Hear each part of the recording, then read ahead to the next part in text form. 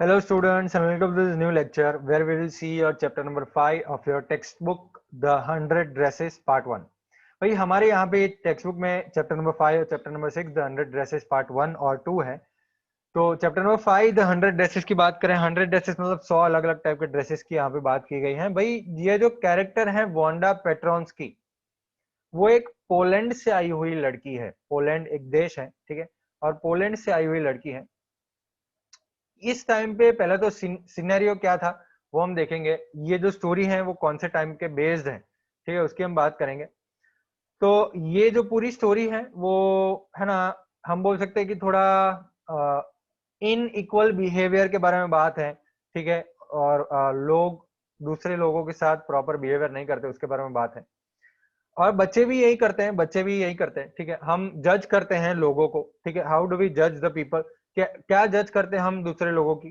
क्या उनके पैसे, उनके कपड़े देख के क्या जज करते हैं? हम जज कर पाते हैं?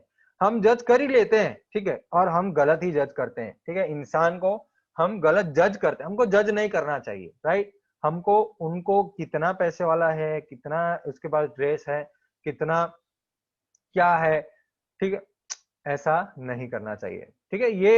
ये जो स्टोरी है वो एक गरीब और यंग गर्ल की है, ठीक है, जो उनके क्लासमेट्स उसको जज करते हैं, ठीक है। उसके क्लासमेट्स उनको जज करते हैं, वो लड़की को जज करते हैं। वांडा पेट्रोन्स्की, वो उसका लड़की का नाम है वांडा पेट्रोन्स्की। एक यंग पॉलिश गर्ल है। पॉलिश मतलब पोलैंड से, जो बर्थ प्लेस उसका पोलैंड है, उसके बारे में बात कर रहे हैं। जो स्कूल जाती हैं दूसरे अमेरिकन चिल्ड्रन के साथ अमेरिका में, ठीक है। अमेरिकन टाउन है उसके अंदर, अमेरिका में वो छोटा सा टाउन है, उसमें अमेरिकन चिल्ड्रन के साथ वो खुद स्कूल जाती हैं। दूसरे जो चिल्ड्रन हैं वो वांडा को अलग गिनते हैं। क्यों और कैसे ट्रीट करते हैं देखेंगे। एक इंफॉर्मेशन हमको दी है, जो नीचे दी हुआ है, ठीक है। देखो, the first polish immigrants, immigrants मतलब जो अपने ओरिजिनल देश से दूसरे देश में आना, कोई कारण की वजह से दूसरे देश में वो शिफ्ट हो जाते हैं, ठीक है। Those are known as immigrant. तो पहले पॉलिश इमिग्रेंट्स जो थे वो अमेरिका आए थे 1608 में।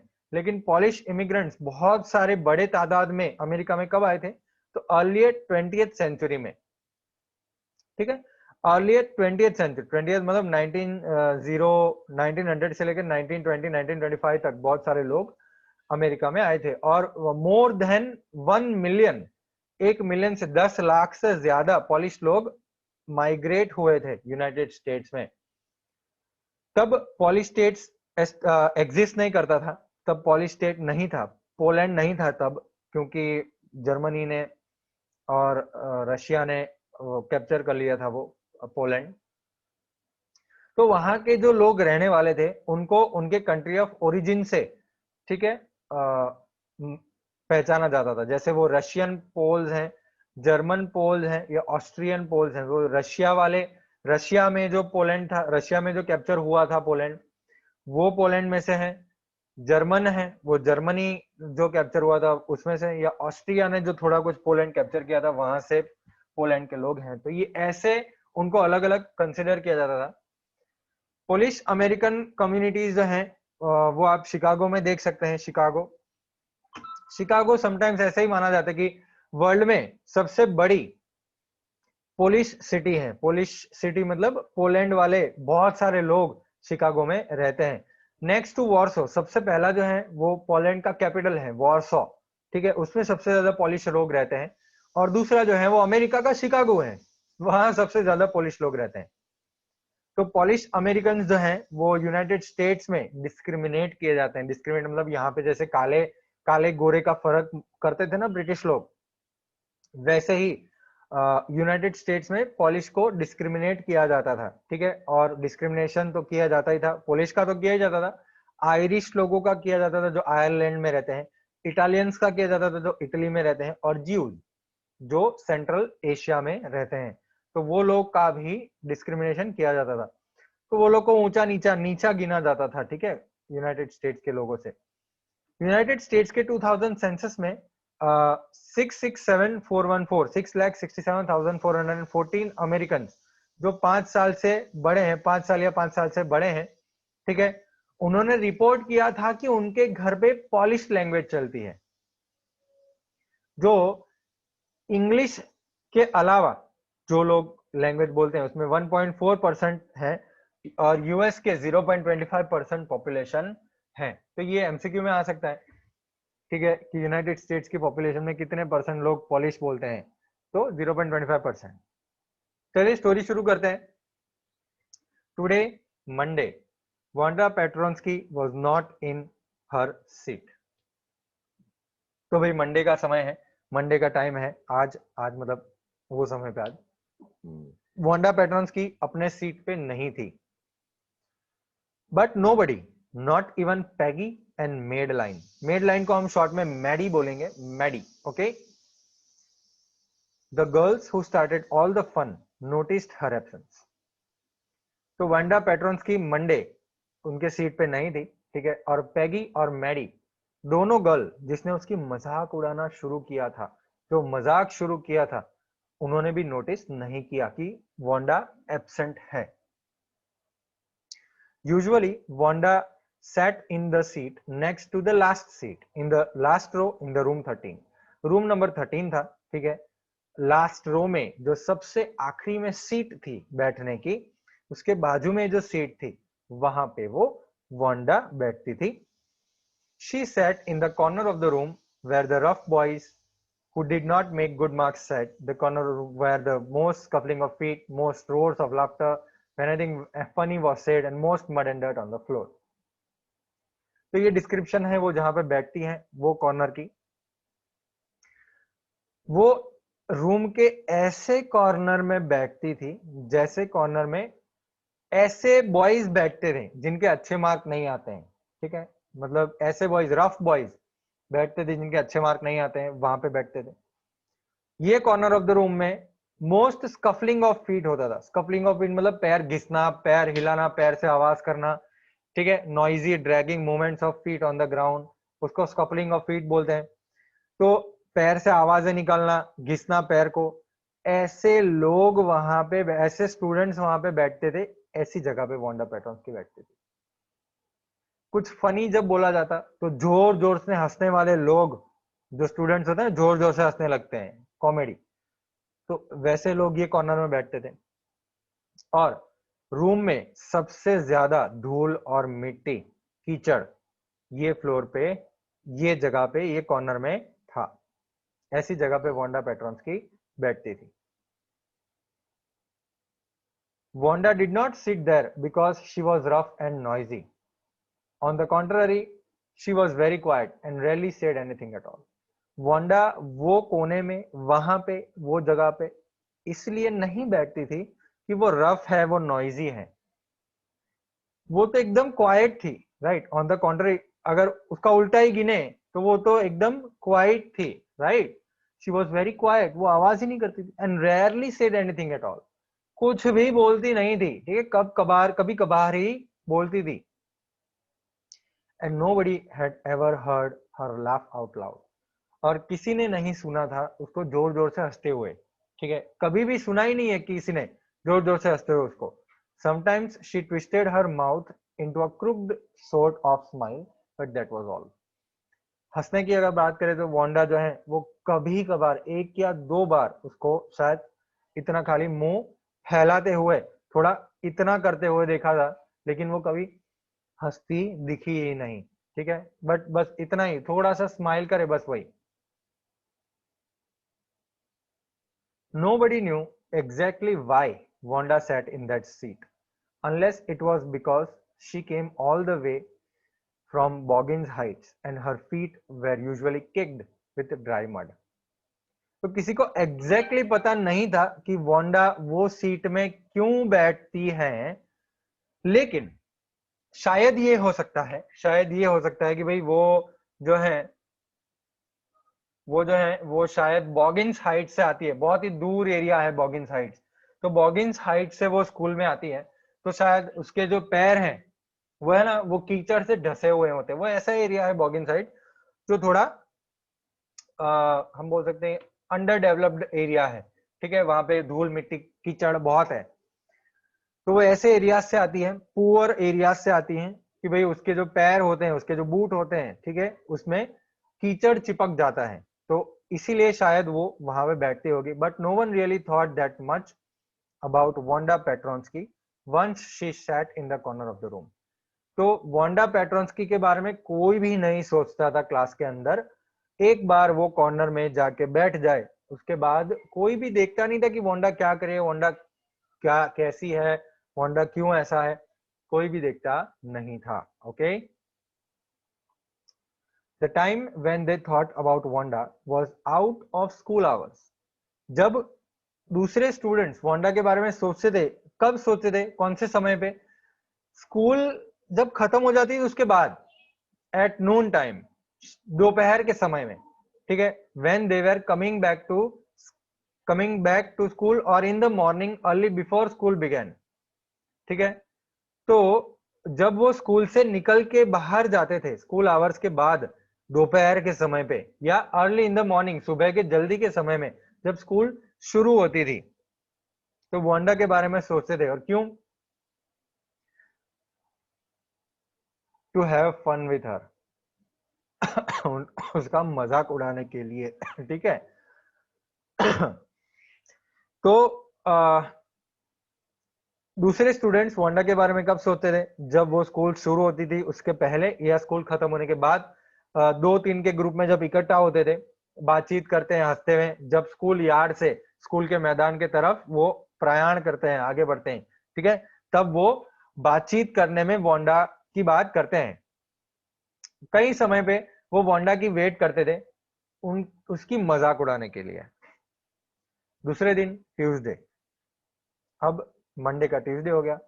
ट्यूसडे वांडा स्कूल में नहीं आई थी, Wanda was not in school either, और उसकी एब्सेंस किसी ने नोटिस करी नहीं। बट ऑन वेडनेसडे, पैगी और मैडी, ठीक है, पैगी और मैडी जो फ्रंट रो में, आगे वाले रो में बैठते थे, ठीक है, दूसरे चिल्ड्रन के साथ जिसके अच्छे मार्क आते हैं और जिसके पैर में कीचड़ नहीं होते हैं, ठीक है, उनके साथ जो बैठती थी पैगी और मैडी, उन्होंने सोचा, उन्होंने नोटिस किया कि वांडा नहीं थी। कब नोटिस किया देखते हैं। Peggy was the most popular girl in school. School में सबसे पॉपुलर लड़की पैगी थी। बहुत ही बढ़िया सुंदर थी। She was pretty, she had many pretty quotes. उसके पास बहुत ही बढ़िया बढ़िया कपड़े थे, ठीक है, और उसके बाल कर्ली थे। मैडी उसकी सबसे क्लोजेस्ट फ्रेंड थी, उसकी बेस्ट फ्रेंड थी मैडी, ठीक है। और वो रीजन था कि पैगी और मैडी ने नोटिस, वांडा एब्सेंट थी, वो नोटिस किया, वो ये था कि भाई वांडा ने उनको लेट कर दिया स्कूल के लिए। The reason Peggy and Maddie noticed Wanda's absence was because Wanda had made them late to school. वो वांडा की वजह से लेट हो गए। They had waited and waited for Wanda to have some fun with her, and she just hadn't come. They often waited for Wanda Petronsky to have fun with her. तो उन्होंने wait किया, सुबह wait किया, लेकिन Wanda आई ही नहीं उसका मजाक उड़ाने के लिए, लेकिन वो आई ही नहीं। वो कई बार वेट करते थे वांडा पेट्रोन्स्की की, to have fun with her, उसका मजाक उड़ाने के लिए वो वेट करती थी। ठीक है, ये दोनों लड़कियां। चलिए भाई, ओरल कॉम्प्रिहेंशन की बात करें हम। Where in the classroom does Wanda sit and why? भाई क्लासरूम में वांडा कहां पे बैठती थी और क्यों बैठती थी? चलिए, ये रहा आंसर। पॉज करिए, लिख दीजिए, मैं एक्सप्लेन कर देता हूं। Wanda used to sit in the next to the last seat in the last row in the room 13। वो पूरा पैराग्राफ में लिखा हुआ था, राइट, वही है। वांडा जो है वो रूम नंबर 13 में सबसे लास्ट रो में, जो लास्ट सीट थी उसके बाजू में बैठती थी, ठीक है। शी sat there because, वो वहां पे बैठती थी क्योंकि उसके फीट जो है वो नॉर्मली कीचड़ से भरे हुए रहते थे, ठीक है, विथ ड्राई मड, कीचड़ से भरे हुए रहते थे और बहुत ही गंदे रहते थे।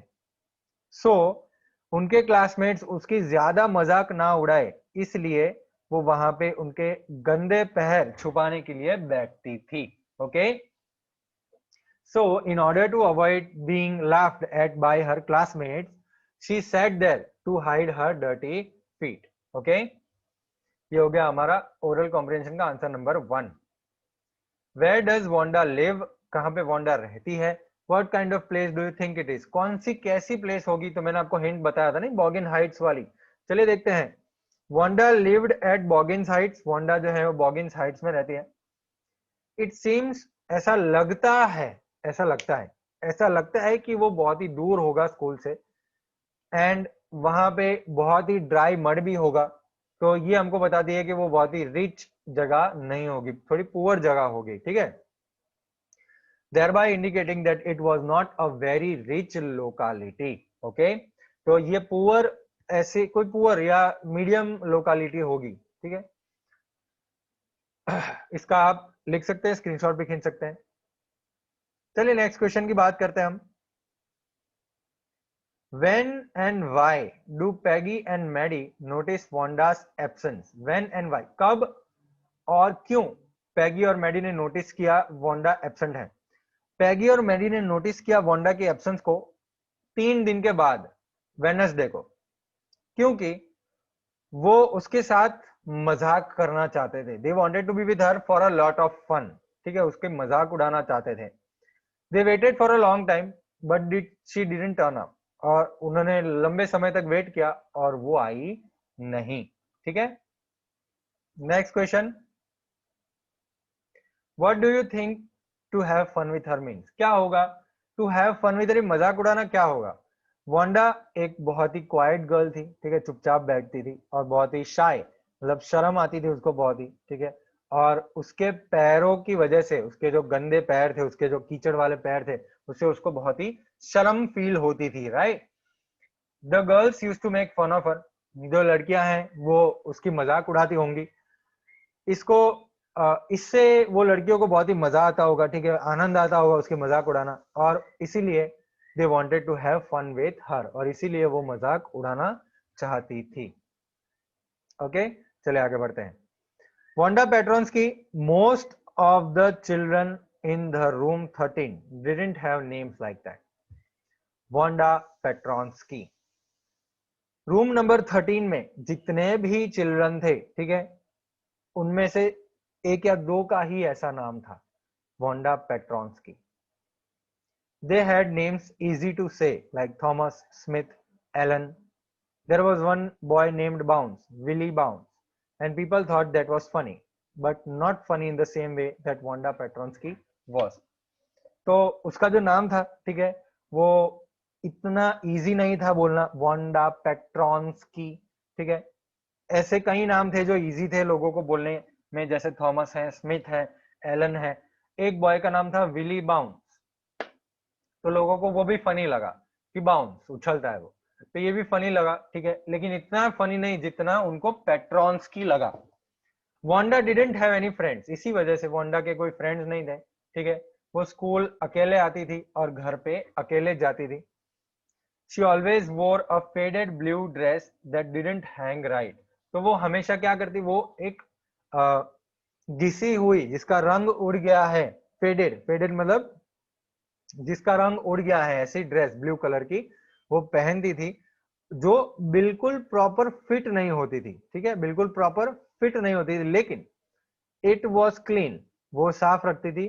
फिर भी it looked as it though it had never been iron properly, वो साफ तो रखती थी लेकिन उसको इस्त्री कभी प्रॉपरली नहीं हुई है, ऐसा लगता था। मतलब आप समझ सकते हैं ना बेटा कि वांडा की हालत कैसी होगी।